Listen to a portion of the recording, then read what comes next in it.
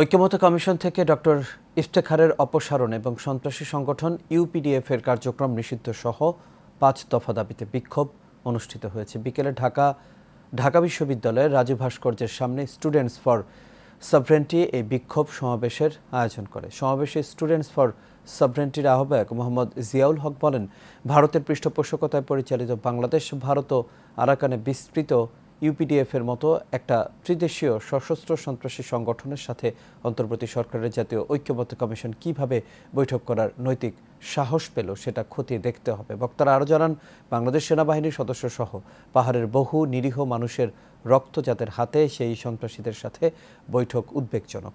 এ সময় সংগঠনের যুগ্ম আহ্বায়ক মহিউদ্দিন রাহাত সহ স্টুডেন্টস ফর সভরেন্টির সদস্যরা উপস্থিত ছিলেন। 15ই মে আবার বৈঠক করার ঘোষণা দেয়, সেইটা আমাদের বুঝে আসে না।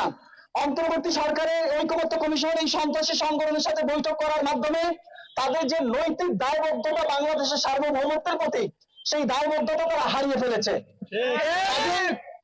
আমরা স্পষ্ট বলতে চাই যে অন্তর্বর্তী সরকারের যেসব কুশীলব যারা পার্বত্য চট্টগ্রামের বিচ্ছিন্নতাবাদীদেরকে সহযোগিতা করছে, বিচ্ছিন্নতাবাদ উস্কে দিচ্ছে, সেই সব কুশীলবদেরকে অতি দ্রুত ঐক্যমত্য কমিশন থেকে অপসারণ করতে হবে।